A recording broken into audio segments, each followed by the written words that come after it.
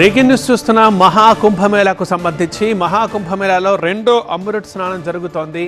ఇవాళ మౌని అమావాస్య పవిత్రమైన రోజు కావడంతో పెద్ద ఎత్తున భక్తజనం పోటెత్తారు. త్రివేణి సంగమంలో భక్తులు పుణ్యస్నానాలు చేస్తున్నారు. అయితే ఈ క్రమంలో అమృత స్నానం కోసం జనం ఎగబడ్డారు. ఆ క్రమంలో తొక్కిసలాట చోటు చేసుకుంది మహాకుంభమేళాలో.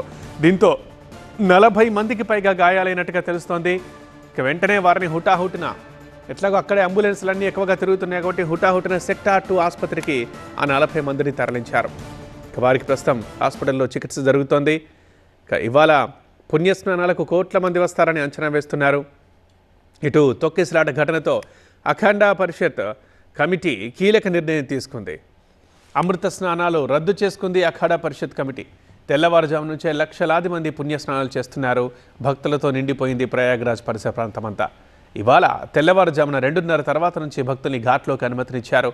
సెక్టార్ 2 ప్రాంతంలో ఓ చోట బ్యారికేడ్ తీసినప్పుడు భక్తులు ఒక్కసారిగా ముందుకు తోసుకొచ్చారు. ఆ టైంలోనే తొక్కిసలాట చోటు చేసుకుంది. అందులో 40 మందికి పైగా గాయపడ్డారు.